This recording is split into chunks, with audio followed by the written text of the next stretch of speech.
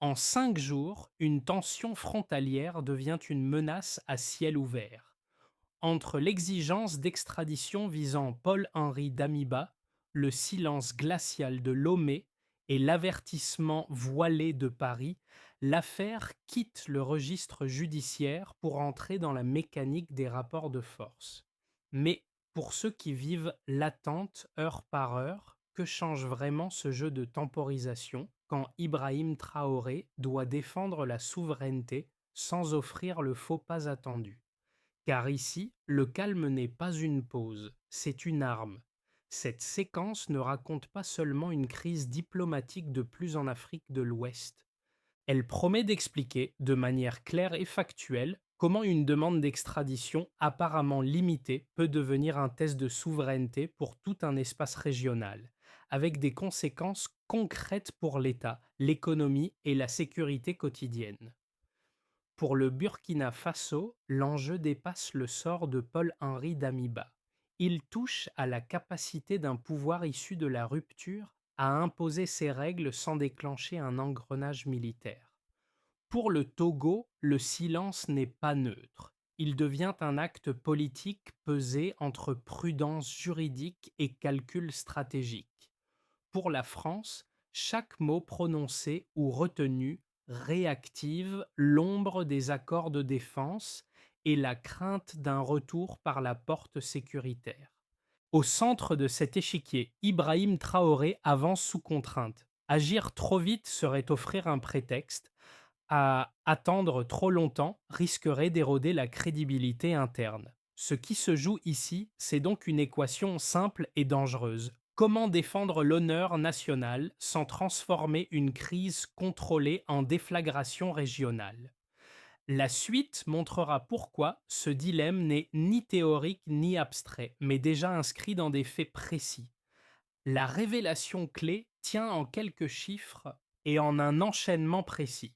Selon les éléments évoqués par les services burkinabés, des transferts totalisant 100 millions de francs CFA ont été tracés entre des intermédiaires et un réseau lié à l'ancien président Paul-Henri Damiba, pendant qu'une liste de 19 officiers était ciblée pour une élimination coordonnée, dans un contexte où Ibrahim Traoré faisait déjà face à des tentatives répétées d'assassinat.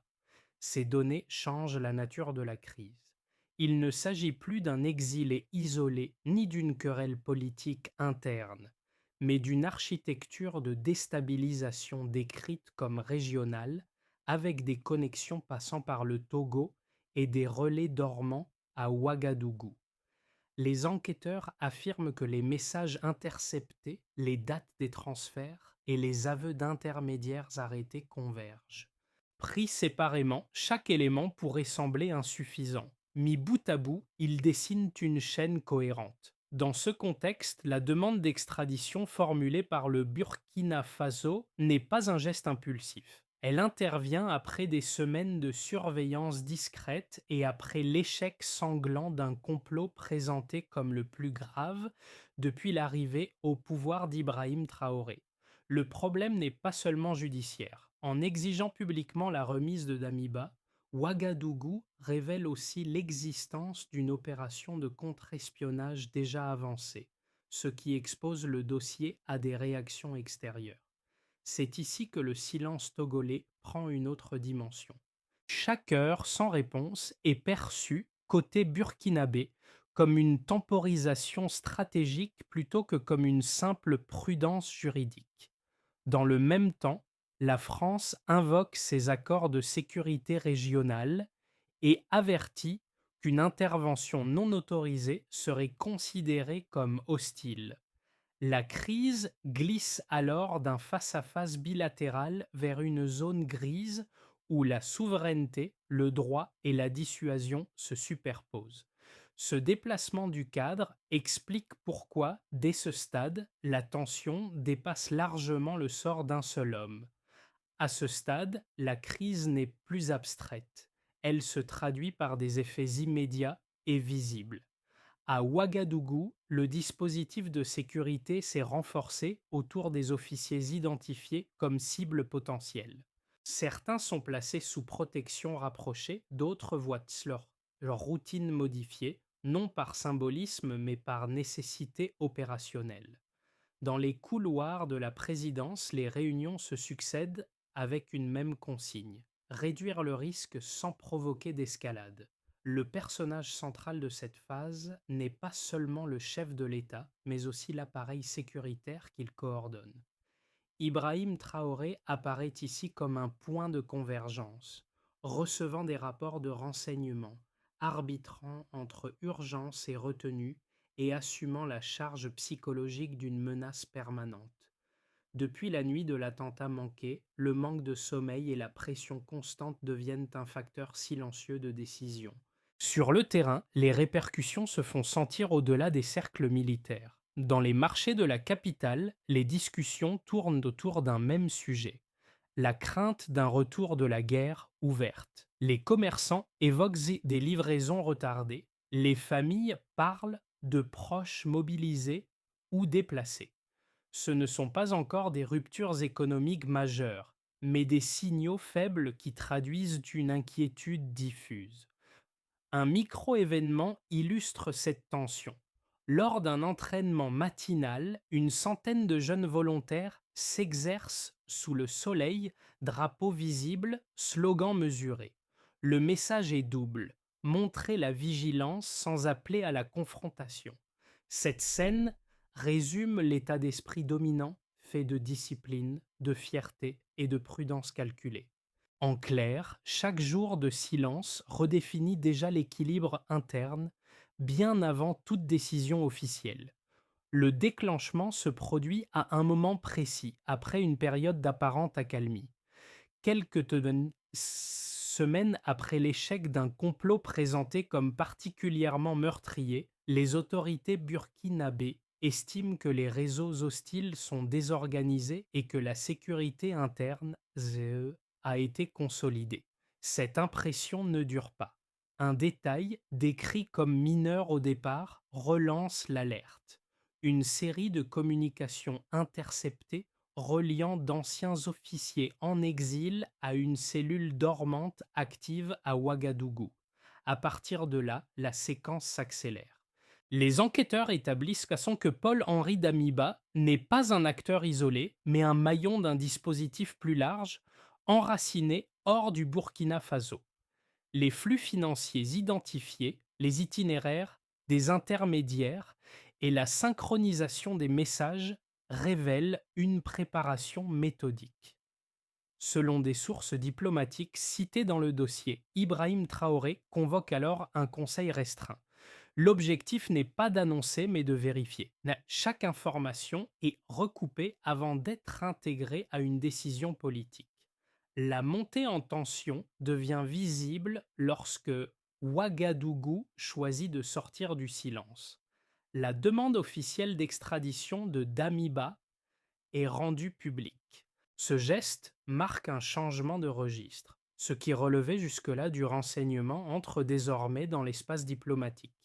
30 minutes passent, puis des heures. Le Togo ne répond pas. Ce mutisme est interprété comme un calcul, pas comme un simple délai administratif. C'est à ce moment que les répliques se multiplient. La France réactive le langage de ses accords de défense régionale et laisse entendre qu'une incursion non autorisée sur le territoire togolais serait considérée comme une provocation. En un communiqué, une crise bilatérale se transforme en dossier international.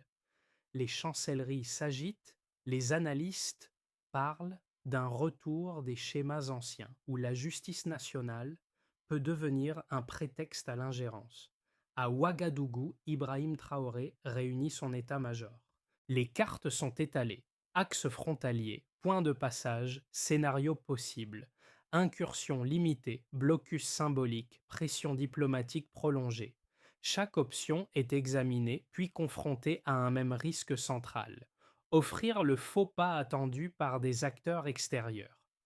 Le mot d'ordre qui revient est simple et répété: éviter le piège. Pendant ce temps, la société réagit. Sur les réseaux sociaux, des milliers de messages de soutien circulent, appelant à la justice et à la retenue. Dans les casernes, les soldats attendent des instructions claires, disciplinés mais conscients de la gravité du moment. Dans les marchés, les femmes prient pour que la guerre ne revienne pas. Ces réactions parallèles constituent la toile de fond de la décision politique. La séquence atteint son point de saturation quand un constat s'impose. Chaque jour sans réponse renforce la méfiance, mais chaque geste précipité pourrait déclencher une escalade irréversible. La crise n'est plus une question de rapidité, mais de tempo. C'est cette gestion du temps, plus que la force brute, qui devient l'arme centrale de la phase suivante. Au départ, la menace semblait diffuse et difficile à mesurer. Puis, certains indicateurs ont fait basculer l'analyse. D'abord, un repère financier s'impose. 100 millions de francs, CFA, identifiés dans des transferts liés au réseau du complot. Un montant présenté par les enquêteurs comme incompatible avec une initiative isolée. Cette somme sert de repère de départ, car elle marque le seuil à partir duquel l'opération change d'échelle. La différence est claire, on passe d'une agitation politique à une entreprise structurée nécessitant logistique, relais et coordination régionale. Ensuite, un autre indicateur concerne les cibles humaines. Le chiffre de 19 officiers visés dans la même nuit constitue un signal fort. Pris seul, il pourrait être lu comme une liste opportuniste. Mis en relation avec les calendriers de communication interceptés, il révèle une tentative de décapitation ciblée de l'appareil militaire. La différence est majeure. L'objectif n'est plus de créer l'instabilité, mais de paralyser la chaîne de commandement. Pour Ibrahim Traoré, cette donnée transforme la menace en enjeu existentiel pour le pouvoir et pour l'État. Enfin, un troisième indicateur est temporel. Les sources évoquent près de 40 tentatives d'assassinat recensées depuis l'arrivée au pouvoir du capitaine, un cumul qui illustre la persistance d'un réseau souterrain. La repère de départ, au début de la transition, était celle d'une opposition fragmentée. La différence, aujourd'hui, montre une capacité d'adaptation et de survie de ces réseaux malgré les purges et les arrestations. Cette continuité explique pourquoi la prudence stratégique est privilégiée à l'action spectaculaire. Ces chiffres ne sont pas brandis comme des slogans. Ils sont intégrés dans un raisonnement de dissuasion. En les rendant publics de manière progressive, Ouagadougou cherche à déplacer le rapport de force du terrain militaire vers le terrain de la preuve. L'idée est simple, montrer que la demande d'extradition s'appuie sur des éléments vérifiables et non sur une logique de vengeance politique. Dans ce cadre, la réaction togolaise est analysée à l'aune de ces données. Le refus implicite de contester l'existence des transactions tout en niant une implication directe est perçu comme une reconnaissance partielle. Le silence devient alors une variable stratégique mesurable. Chaque jour sans réponse accroît la pression interne au Burkina Faso, mais renforce aussi la position morale de celui qui attend. Pour la France, ces chiffres posent un dilemme. Les accords de défense sont conçus pour répondre à une agression armée, non à une procédure judiciaire étayée par des preuves financières et opérationnelles. Plus le dossier se précise, plus le coût politique d'une intervention indirecte augmente. C'est dans cet espace étroit que se situe la marge de manœuvre d'Ibrahim Traoré. Maintenir la lisibilité des faits sans provoquer l'incident qui permettrait de changer de registre. Ainsi, les données chiffrées ne concluent pas le débat, mais elles en fixent les limites. Elles expliquent pourquoi la crise se joue moins sur la rapidité d'une action que sur la capacité à tenir la ligne du temps. La question devient alors, comment ces preuves alimentent-elles les arguments opposés au sein même du camp sahélien? Deux lectures s'affrontent désormais au sein du débat sahélien, chacune appuyée sur des arguments cohérents. D'un côté, une thèse, souvent portée par des segments de la jeunesse et de l'armée, plaide pour l'action rapide. Selon cette logique, chaque jour d'attente affaiblit l'autorité de l'État et prolonge une humiliation jugée intenable. Les partisans de cette ligne rappellent des Pajellorwail, des précédents récents. Face à des groupes armés, l'hésitation a souvent coûté du terrain, tandis que l'intervention décidée a permis de reprendre l'initiative. Dans cette optique, si le Togo abrite un acteur accusé d'avoir orchestré un complot majeur, la souveraineté commanderait d'aller le chercher, quitte à assumer le risque diplomatique. De l'autre, une thèse, plus discrète mais fortement ancrée dans l'expérience régionale, défend la stratégie longue. Elle part d'un constat inverse. Une action précipitée offrirait précisément le prétexte recherché par des acteurs extérieurs. Les accords de défense existants pourraient alors être activés, transformant une affaire judiciaire en crise sécuritaire internationale. Pour ce camp, la véritable victoire n'est pas l'arrestation immédiate de Damiba, mais la démonstration que le Sahel peut imposer ses règles sans retomber dans le schéma de l'intervention indirecte. L'histoire récente est invoquée comme avertissement. Une seule patrouille mal placée peut suffire à légitimer un retour militaire sous couvert de protection régionale. La réponse construite par les autorités burkinabées cherche à intégrer ces deux lectures sans s'y enfermer.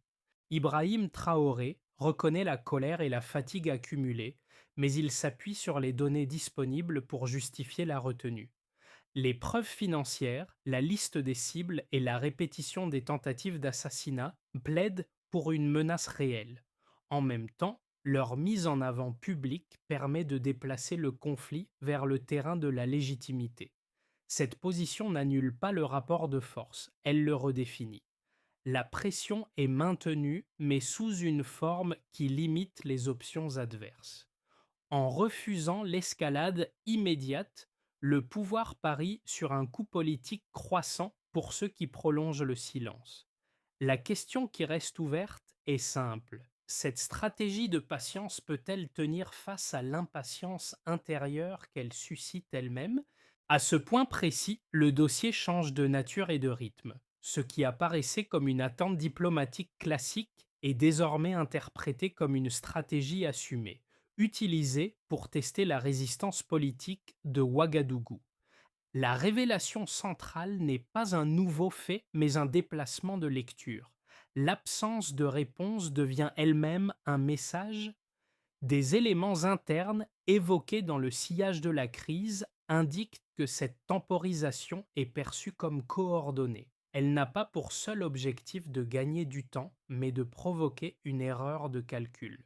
Chaque jour qui passe sans décision officielle accroît la pression intérieure au Burkina Faso, tout en maintenant une zone grise juridique qui empêche toute action claire. Le piège ne repose donc pas sur la force, mais sur l'usure. C'est ici que la posture d'Ibrahim Traoré prend une dimension différente. La retenue n'est plus seulement défensive, elle devient un outil d'exposition. En laissant le silence s'installer, puis en le documentant, le pouvoir burkinabé transforme l'attente en argument. Ce basculement modifie l'équilibre. La question n'est plus de savoir qui agit le premier, mais qui assume publiquement l'inaction. Cette révélation redéfinit la suite. La crise ne se joue plus uniquement entre États, mais devant des opinions publiques attentives, régionales et internationales. À partir de ce moment, chaque conséquence concrète du blocage devient un élément du dossier lui-même. Reste alors à comprendre comment ce changement de cadrage affecte très concrètement les différents acteurs concernés. Les effets de cette crise ne restent pas cantonnés au sommet diplomatique. Ils se diffusent comme déjà dans quatre sphères distinctes, chacune avec ses propres contraintes. Pour l'État burkinabé, la conséquence la plus immédiate est institutionnelle.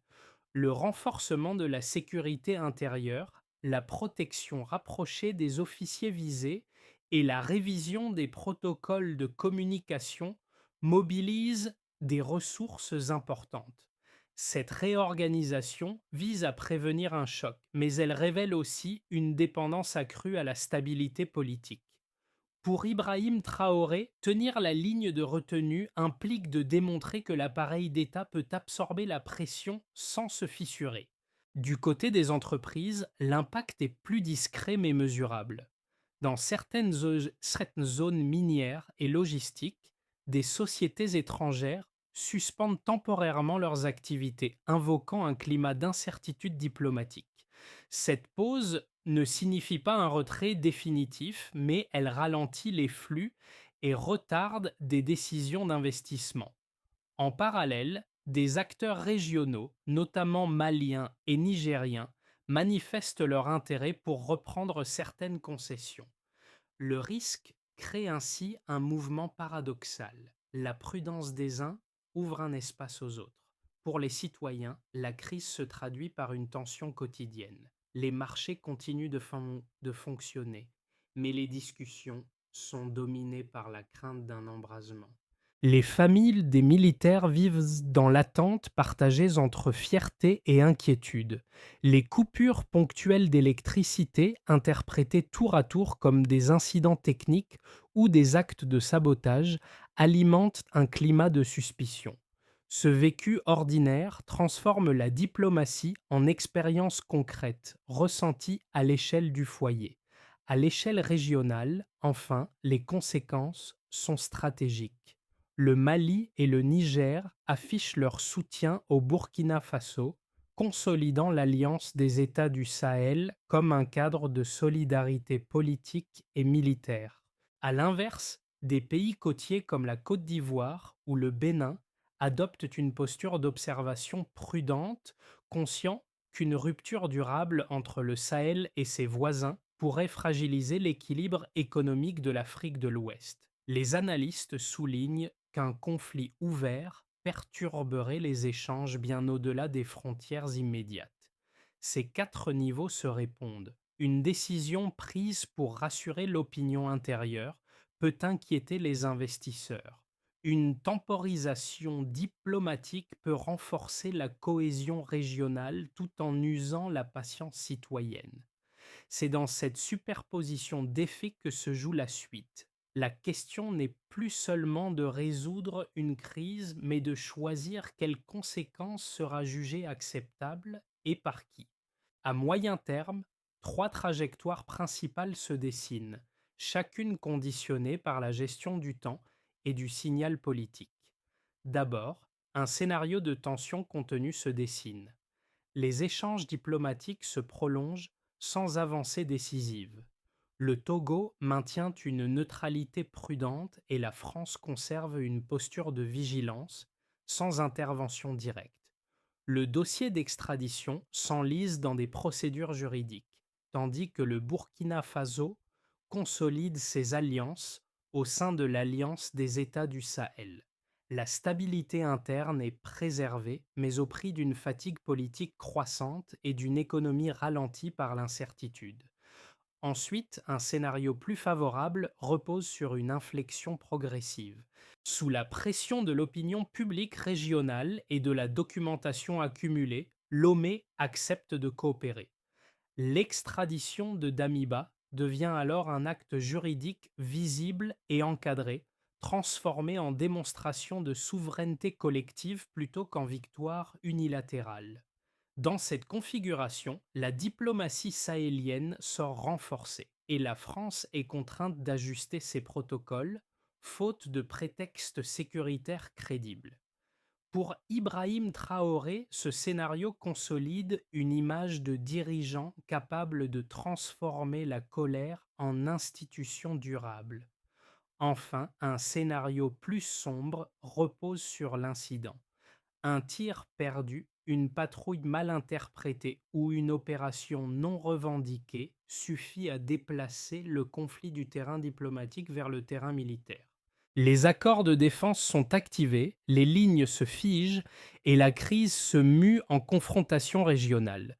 Les coûts seraient alors multiples, économiques, humains et symboliques, avec un retour brutal des schémas d'ingérence que le Sahel cherche précisément à dépasser. Ces scénarios ne sont pas des prédictions, mais des cadres de lecture. Ils montrent que la variable décisive n'est pas la force disponible, mais la capacité à contrôler l'interprétation des gestes. La question à retenir est simple. Dans un environnement aussi saturé de signaux, quel rythme d'action permet de rester maître du récit sans perdre l'initiative? À ce stade, la crise cesse d'être une abstraction géopolitique. Elle touche des groupes précis, chacun à sa manière. Pour les familles de militaires, l'impact est immédiat et intime. L'attente prolonge l'angoisse, car la menace n'est pas visible mais constante. Les proches vivent au rythme des rumeurs, des communiqués laconiques et des absences prolongées. La retenue stratégique, perçue comme rationnelle au sommet de l'État, se traduit ici par une épreuve de patience quotidienne. Pour les jeunes urbains, souvent très actifs sur les réseaux sociaux, la crise devient un marqueur identitaire. Les messages de soutien, les slogans appelant à la justice et les images relayées construisent un sentiment d'unité, mais aussi une exigence forte. Cette génération attend des actes clairs tout en craignant les conséquences d'une escalade. Le dilemme est partagé. Soutenir la fermeté sans appeler la guerre. Pour les acteurs économiques locaux, enfin, l'effet est plus pragmatique. Les retards d'approvisionnement, la prudence des partenaires étrangers et l'incertitude sur la durée de la crise obligent à adapter les décisions. Certains ralentissent leurs investissements, d'autres cherchent des alternatives régionales. Cette adaptation n'est pas idéologique. Elle répond à un besoin de continuité dans un environnement instable. Ces trois regards se croisent sans toujours se rejoindre. Ils rappellent que la gestion d'une crise n'est jamais uniquement une affaire de stratégie internationale. Elle se joue aussi dans la capacité à maintenir un lien de confiance entre l'État et ceux qui en subissent les conséquences indirectes. Pour Ibrahim Traoré, l'enjeu est de faire comprendre que la patience demandée n'est pas une abdication, mais une forme de protection collective. La suite montre comment cette attente peut être transformée en action structurée plutôt qu'en simple suspension du temps. La sortie de crise envisagée par les autorités s'articule autour d'une séquence précise, conçue pour réduire les risques tout en maintenant la pression. D'abord, l'étape diplomatique se poursuit sans relâche. Elle consiste à multiplier les canaux formels et informels avec Lomé en consignant chaque échange écrit. L'objectif n'est pas d'accélérer artificiellement une réponse, mais de transformer chaque silence en élément documenté du dossier exploitable sur le plan politique et juridique. Ensuite vient une transparence contrôlée. Les éléments du contre-espionnage sont rendus publics de manière graduée, sans surenchère. Cette exposition progressive vise à déplacer le débat vers la preuve et non vers l'émotion. Pour Ibrahim Traoré, il s'agit de montrer que la retenue repose sur des faits vérifiables, pas sur une hésitation. Puis l'approche sécuritaire reste défensive. Elle passe par le renforcement des protocoles internes, la protection durable des officiers ciblés et l'amélioration des circuits de renseignement. Le critère de mesure est simple: réduire la vulnérabilité sans modifier la posture extérieure. Cette approche limite les occasions d'incidents tout en consolidant l'appareil d'État. Par ailleurs, la dimension régionale s'intensifie. La coordination avec le Mali et le Niger est approfondie, notamment sur le partage d'informations et la formation conjointe. Cette coopération vise à créer un cadre de dissuasion collective, sans annonce spectaculaire. Elle signale que le Burkina Faso n'est pas isolé tout en évitant la provocation. Enfin, le récit devient une action en soi. Unifier la parole officielle, rappeler les principes de souveraineté et expliquer la stratégie à la population devient une action en soi. La mesure du succès n'est pas immédiate. Elle se lie dans la capacité à maintenir la cohésion interne pendant la durée de la crise. Cette feuille de route n'offre pas de solution rapide, mais elle trace une voie où la patience devient un instrument actif plutôt qu'un simple délai. La crise revient alors à une image simple, déjà vue plus tôt, mais chargée d'un sens nouveau. Sous la pluie ou la poussière, un chef marche au milieu de soldats fatigués, sans mise en scène excessive. Cette scène, devenue familière, n'est pas un symbole de force spectaculaire, mais de constance. Elle rappelle que le pouvoir, dans ce contexte, ne se mesure pas seulement à la vitesse d'action, mais à la capacité de tenir sous pression. Ibrahim Traoré apparaît ici moins comme une figure de rupture que comme un point d'équilibre.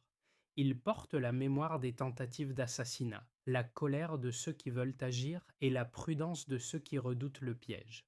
Ce mélange crée une posture inconfortable mais lisible.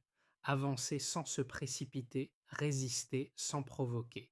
La répétition de cette attitude, jour après jour, transforme la patience en message politique.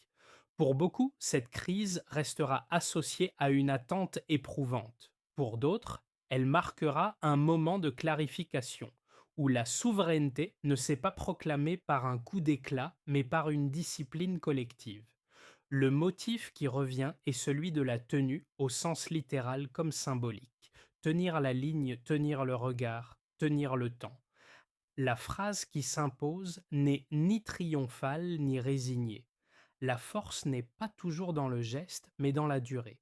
Reste à savoir comment cette endurance sera, demain, jugée et racontée. Au terme de cette séquence, la crise ne se résume ni à un nom, ni à un événement isolé. Elle pose une question plus large, presque générationnelle. Comment défendre une souveraineté fragile dans un monde où chaque geste est immédiatement interprété, amplifié, parfois détourné? Le cas burkinabé montre que le choix n'est pas toujours entre agir ou renoncer, mais entre différentes formes d'action, visibles ou silencieuses. Pour les sociétés sahéliennes, cet épisode devient un miroir. Il interroge le rapport au temps, à la colère et à la dignité.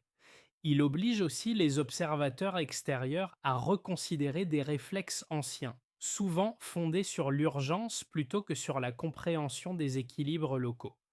Ibrahim Traoré, qu'on l'approuve ou qu'on le critique, incarne ce moment de tension où chaque décision engage plus que le présent immédiat.